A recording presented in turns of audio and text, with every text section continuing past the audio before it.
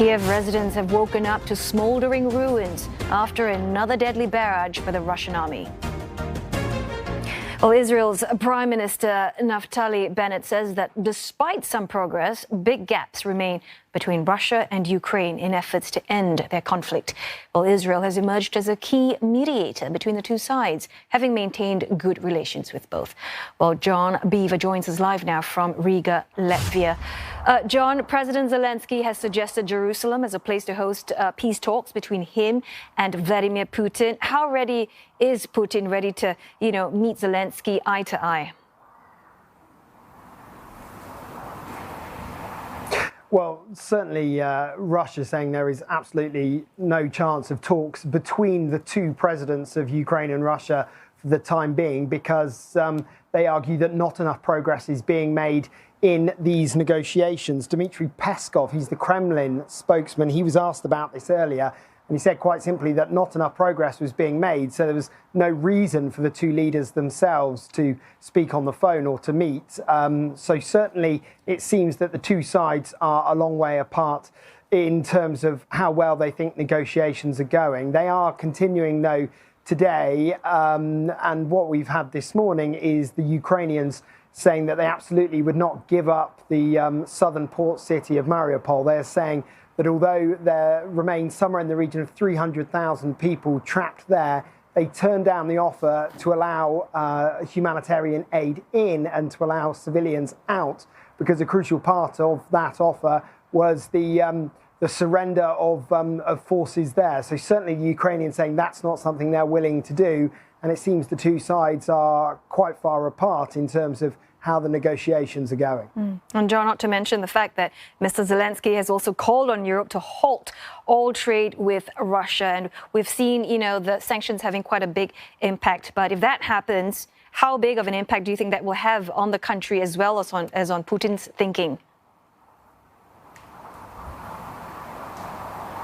Well, yes, certainly we're expecting more sanctions. Those are being discussed in Brussels and in other places as well. US President Joe Biden as well, also speaking to leaders from France, Germany and the UK today. And certainly sanctions likely to dominate the topics of conversation there. And the tricky issue in terms of not taking any more Russian fuel, Russian oil, things like that, that is something that will continue.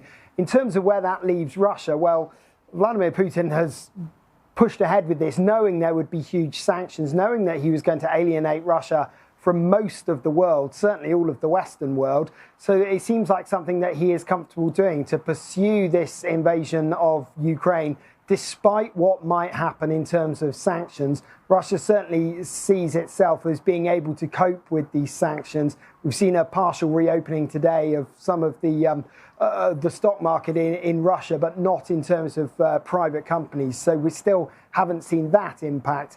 But we are seeing Russia just continuing to push ahead, despite these threats of yet more sanctions. And of course, the sanctions at the moment are huge and wide-ranging. Now, I just want to touch on the leak at a chemical plant in Sumy. Russia has now switched the blame to Ukraine for that incident. Is this just another tactic of theirs? Yeah, it certainly seems, doesn't it, in the fog of war, that you can start blaming the other side. And that's something that Western leaders have always warned that Russia are going to do, that they are going to strike targets and possibly kill civilians, and that they will blame that on Ukraine, whether doing it deliberately or maybe as a result of an accident or something like that. So certainly that, again, is a line that Russia are using. There are no indications that that was the case here. Ukrainian authorities had to issue this warning this morning that anyone who was nearby was advised to go and take a shower and to try and breathe through a damp towel. So it's just yet more chaos and problems for locals living there. Certainly the situation in Ukraine appears to be very bad and deteriorating every day. Well, thanks very much for those updates, John Beaver in Riga, Latvia. Well, for a closer look at the war in Ukraine, Dawn is going to be talking to Dmitry Trenin, director of the Carnegie Moscow Center.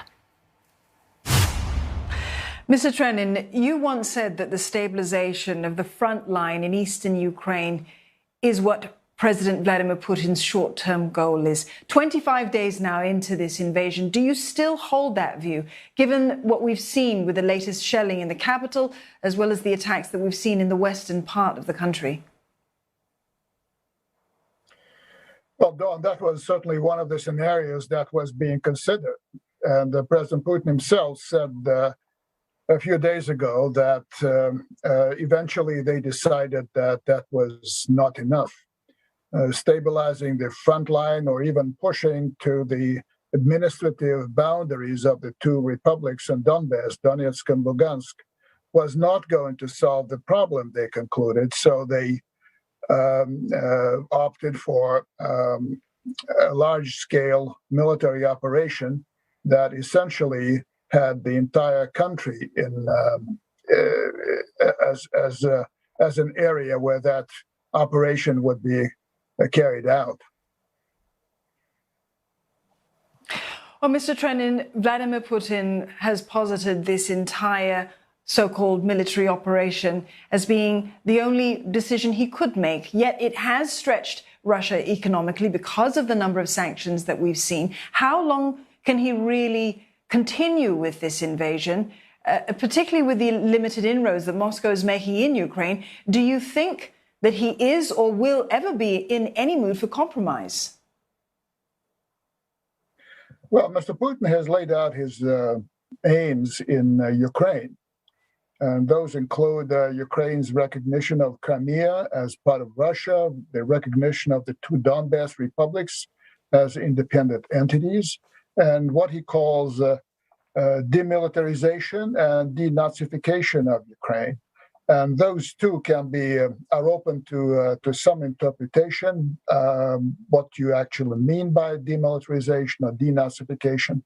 But these are his aims in this conflict, and I don't think that he is prepared to compromise on the substance, on the principal issues. He might compromise on how you proceed with demilitarization and what actually denazification may mean, but clearly, success or failure will not be decided at the negotiating table. It is a battlefield right now. There's a war going on, and what happens in Ukraine will be primarily decided on the battlefield in Ukraine. Well, what I hear you say, Mr. Trenin, it is very likely that Mr. Putin once more, and speaking of those talks, and the progress of them, or perhaps even, the lack of progress that we've seen. President Zelenskyy has said that any negotiated neutral status for Ukraine, it has to be on Ukrainian terms, and it has to have verified security guarantees. Do you think that there is a viable model of neutrality for Ukraine? And if so, how do you see the conflict ending? Well, frankly, I never thought that Ukraine would be admitted to NATO as a member state for the very clear reason of Russia being opposed to that. And even during the war, at the beginning of the war, before the war and during the war, we've heard from President Joe Biden of the United States that the United States will not send its forces to fight in Ukraine, which to me translates as no NATO membership for you now, no NATO membership for you in the future. So that is clearly something that, on the one hand, is a reality. On the other hand, it is very difficult. It turned out to be an extremely difficult thing to codify that pledge. Putin was asking before he launched the operation. For 3 months, he'd been asking for a written statement from the United States and its NATO partners that Ukraine will never be admitted to NATO. He was also asking for other security guarantees. He was not offered anything on those issues. And it was that, I think, that pushed him to launch a military action in Ukraine. I think that the Russian thinking would require any peace that would be acceptable to Russia would require a clear, call it victory, call it clear preponderance of Russia on the battlefield in Ukraine. The Ukrainians are talking now as if it was their forces that were at the gates of Moscow and not the other way around. Yeah, and meantime, the misery of the people of Ukraine continues. Mr. Trenin, thank you very much for that. Dmitry Trenin there, director of the Carnegie Moscow Center. Well, as the fighting continues in Ukraine, European Union leaders appear divided over a plan to impose sanctions on Russian oil. Well, Rosie Burchard joins us now live from Brussels. Rosie, how close is the EU to agreeing to sanction Russian oil? Well, European Union foreign and defence ministers are locked in talks just now. Officially, on top of their agenda is long-term policy plans for European defence. But what is certainly most likely to be dominating their discussions and debates is further sanctions on Russia. Now, the EU has already imposed 4 rounds of sanctions on Moscow. They've sanctioned hundreds of individuals. There are plenty of export and import bans in place, but so far they have resisted this full embargo on Russian oil and gas that Ukraine has been calling for. Well, that's particularly because the European Union is dependent on Russia for its energy supplies, particularly when it comes to gas. Until at least very recently, around 40% of EU gas imports came from Russia. Now, where we might see some movement, as you mentioned, is on oil. While cutting gas might be seen as a step too far, some diplomats say, and certainly it's something I've heard off the record, that oil could be an area where the EU could advance on further sanctions. We know they are discussing this today, and we know some countries, including Lithuania, Poland and Ireland, are pushing for that kind of sanction, a cut in imports of oil, because, of course, while those imports continue, that means European countries are essentially filling the Kremlin's coffers. Those energy imports continue every day. However, countries that oppose it, and those so far that have spoken out against a ban in general on all oil and gas, are Germany, the Netherlands and Hungary, among others. They say it's simply too risky for Europe's energy security in the short term.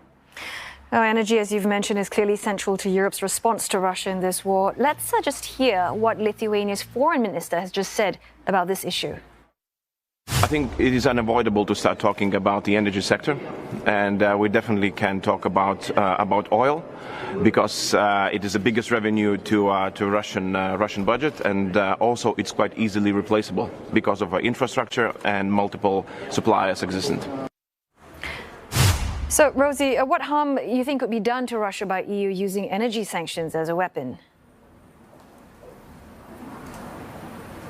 Well, certainly the idea, of course, is to cut the Kremlin's ability to finance this war. Now, however fast we're looking at kind of further measures on sanctions remains to be seen. The EU in the past managed to agree this first major sanctions package on Russia within the space of a few days, and that was unprecedented. This is a foreign policy tool of the EU. That means all 27 member states have to agree. They hope, if such a measure is agreed, the idea would indeed be to try and, yes, cut Russia's ability on this. However, whether or not this will move forward quickly and today remains to be seen. What we see from the ministers is that they're essentially teeing up a discussion later in the week where we'll see leaders from many Western powers, including the United States, descend on Brussels. It could be the discussion moves forward to them. And of course, what European leaders might be asking from the United States is some guarantees on how to replace those energy imports that they currently get from Russia, particularly when it comes to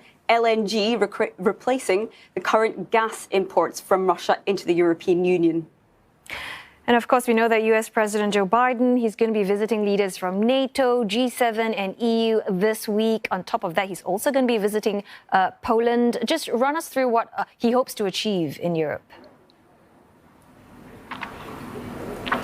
Well, I think so far there's been a sense that both European countries and the United States and Canada, among others, have managed to present a relatively united front. But that doesn't happen by accident. So you can imagine that US President Joe Biden wants to get some face time with these European leaders, both at NATO and the European Union, those two big institutions here in Brussels. There will be meetings in both of those buildings. And I suppose we can expect they're looking to try and build and continue this alliance and this united front toward Moscow as those divisions around topics like energy and how quickly to move forward with sanctions start to emerge. And of course, from the European countries' side, particularly those on what's called NATO's eastern flank, so countries like Poland, Romania, Lithuania, they might be looking for some reassurance from the United States of its commitment to what's called NATO's Article 5, which essentially says an attack on one is an attack on all. Rosie Burchard in Brussels, thanks for that.